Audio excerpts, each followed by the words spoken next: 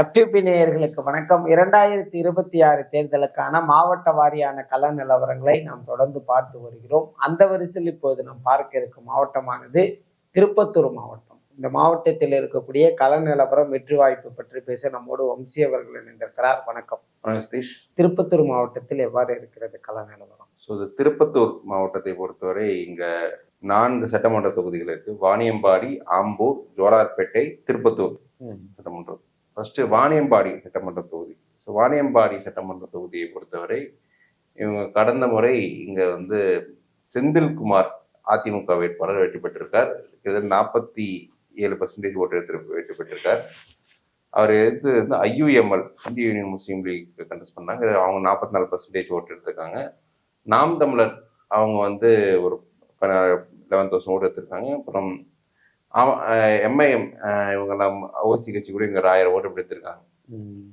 So இந்த தொகுதியில இப்போ மீண்டும் செந்தில்குமார் கண்டெஸ்ட் பண்றாரு. ஐயுஎம்எல் கண்டெஸ்ட் பண்றாங்க. நாம் தமிழர் ஐயுஎம்எல் எஸ்எஸ்பி சையத் ஃபரூக் பாஷா கண்டெஸ்ட் பண்றாங்க. நாம் தமிழ் முருகேசன் கண்டெஸ்ட் பண்றாரு. டிவிகே பட்டாசு வேலு கண்டெஸ்ட் பண்றாங்க. ஓகே, ஸோ இந்த தொகுதியோட காஸ்ட் பிரேக்கப் எப்படி பார்த்தோம்னா, இங்க நாயுடு சமூகம் 30% ஓட்டு இருக்கு. ஓகே, வன்னியர் 18% இருக்காங்க.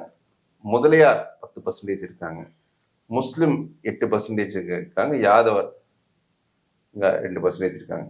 ஸோ ட்ரெடிஷ்னலி இந்த வாணியம்பாடி, ஆம்பூர் பெல்ட் முஸ்லீம் டாமினேட் பெல்ட். முஸ்லிம்ஸ் இங்க ஜெயிக்கணும். எல்லாம் ஆம்பூர் பிரியாணி அதெல்லாம் பார்த்தோம். ஸோ இந்த பெல்ட் அவங்க ஆட்கள் நிறைய பேருக்கு நம்ம டெக்னிக்கலி அவங்க ஜெயிக்கணும். பட் ஏன் திமுக தெரியும் முஸ்லீம் கன்சாலிடேஷன் அவங்க ஃபேவரபுளாக இருந்தும் வெற்றி பெற முடியல. அதிமுக பாஜக கூட்டணியில் இருந்தும் வெற்றி பெறனா காரணம் என்னன்னா, இந்த தொகுதியை போலரைசேஷன் மதத்தின் அடிப்படையில் இருக்கிறது. ஏன்னா இதே நீங்க திமுக உதயசூரியன் சிம்பிள் போட்டோம்னா, உதயசூரியன் சிம்பிளுக்கு அக்செப்டன்ஸ் அதிகம். ஸோ இதுல உதயசூரியன் வெற்றி பெற்று வந்திருக்கும். பட் ஏனி சின்னம்ன்றதால அந்த ஏனி சின்னத்துக்கு எல்லா இந்துஸ் மத்தியில் அக்செப்டன்ஸ் இந்த சரியா இருந்திருக்காது. இங்க அதிமுக வெற்றி பெற்று இப்பவும் திமுக ஒரு கேம்பிள் எடுத்து மீண்டும் ஐஎம்எல் சீட்டு கொடுத்துருக்காங்க. ஐஎம்எல் கண்டெஸ்ட் பண்றது.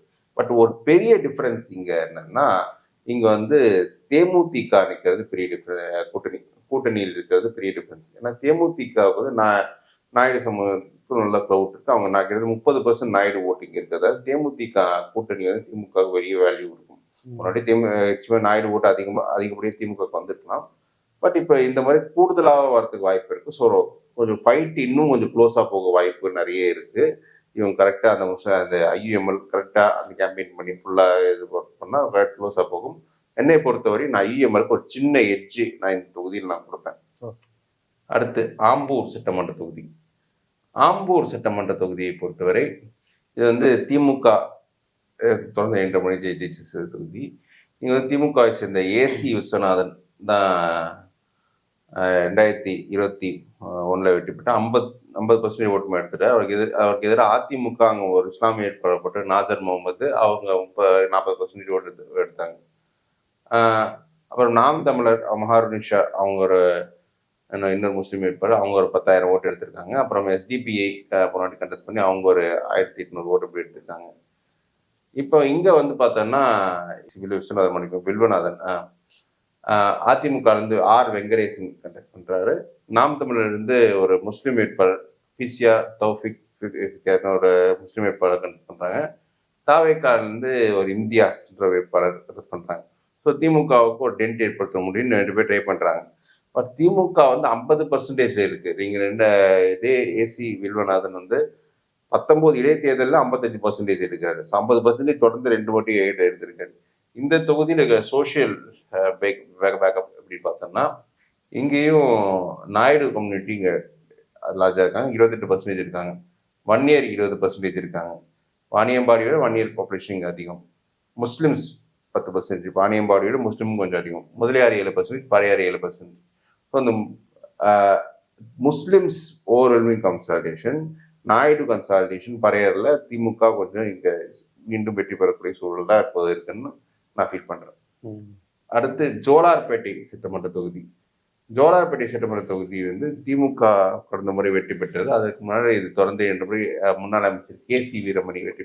திமுக சேர்ந்த தேவராஜி இவங்க வந்து போன வாட்டி ஒரு க்ளோஸ் ஃபைட் கொடுத்து திரு வீரமணி அவர்களை வந்து கிட்டத்தட்ட 1100 ஓட்டு வித்தியாசத்தில் வெற்றி பெற்றிருக்காரு. 46% எடுத்திருக்க. வீரமணி வந்து 45% இப்படி எடுத்திருக்காங்க. நாம் தமிழர் போன முறை 13,000 ஓட்டு இப்படி எடுத்திருக்காங்க.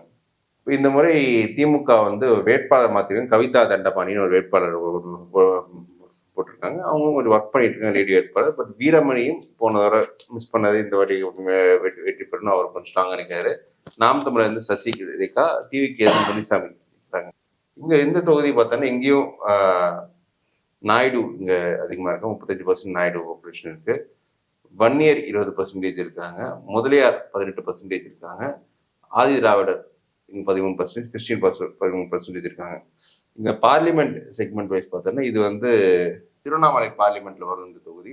அங்கேயே நீங்க வந்து ஜோலார்பேட்டையை பொறுத்தவரை இங்க வந்து அதிமுகவுக்கு ஒரு சின்ன அது கம்பைன் ஓட்டு அதிமுக பாமக வந்து திமுகவோட அதிகமாக தான் இருந்துச்சு. இந்த தொகுதியில அந்த அளவுக்கு கே.சி. வீரமணி தொகுதி ஸ்ட்ராங்கா இருக்கு.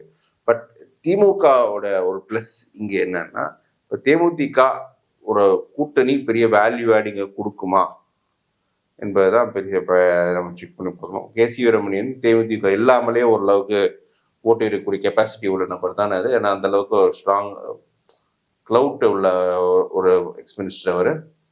இப்போ நீங்க பாத்தீங்கன்னா கேசி தேமுதிகவுக்கு வந்து தேமுதிக கூட்டணி வீரமணிக்கும் 55% போகிறாரு.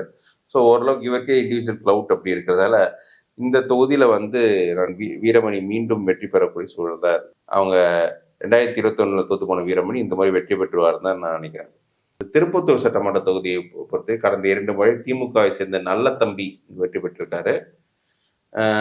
ஸோ கடந்த முறை வந்து நல்ல தம்பி வந்து 52% மூலத்துக்கு அவருக்கு எதிராக பாமக வேட்பாளர் போட்டிருக்காங்க. டி.கே. ராஜா வந்து நாம் தமிழர் 12,000 ஓட்டு எடுத்திருக்காங்க.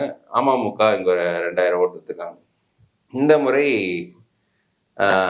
நல்ல தம்பி நிற்கிற அவருக்கு எதிராக அமமுக வேட்பாளர், நாம் தமிழர் ஒரு ஆறுமுகம் வேட்பாளர் இருக்காங்க. அப்புறம் டிவிகே திருப்பதியின் வேட்பாளர் இருக்கிறாங்க. ஸோ இங்க வந்து அதிமுகவுக்கு ஸ்ட்ரக்சரலி கொஞ்சம் வீக்கான ஒரு ஏரியா தான். 2014 40% எடுத்திருக்காங்க. பட் ஆனால் அதுக்கப்புறம் 11 55% எடுத்திருக்காங்க. பட் 21 கண்டெஸ்ட் பண்ணல. இப்போவும் வந்து அமமுக தான் கொடுத்துருக்காங்க. ஞானசி அமமுகவுக்கு இந்த பெல்ட்ல பெருசா ஓட்டு இருக்காது. ஸோ என்னோட பார்வையில வந்து திமுக கம்ஃபர்டபுளா தான் இருக்கு. இங்க வந்து சோசியல் செட்டப் எப்படி இருக்குன்னா, திருப்பத்தூர்ல பொறுத்து இங்கே நாயுடு 23% இருக்காங்க, முதலியார் 21% இருக்காங்க, வன்னியர் 20% இருக்காங்க, ஆதி திராவிட 20%, முஸ்லீம் 10% இருக்காங்க. ஸோ முஸ்லீம் கன்சாலிடேஷன் திமுக ஃபேவரபுளாக இருக்கு. கண்டிப்பா இங்க நல்ல தமிழ் மீண்டும் வெற்றி பெறக்கூடிய சூழல் தான் இருக்குன்னு நான் பண்றேன். திருப்பத்தூர் மாவட்டத்தில் இருக்கக்கூடிய 4 சட்டமன்ற தொகுதிகளுடைய நிலவரம் பார்த்தோம். அந்த 4 சட்டமன்ற தொகுதிகள் திருப்பத்தூர், வாணியம்பாடி, ஆம்பூர், சோலார்பேட்டை. இதுல திருப்பத்தூர் திமுக வெற்றி பெறக்கூடிய தொகுதியாகவும், வாணியம்பாடி திமுக, ஆம்பூர் திமுக, சோலார்பேட்டை அதிமுக வெற்றி பெறக்கூடிய தொகுதியா உங்களுடைய கள நிலவரத்தை சொல்லியிருக்கீங்க. பொறுத்திருந்து பார்ப்போம். மேலும் ஒரு மாற்றம். நன்றி.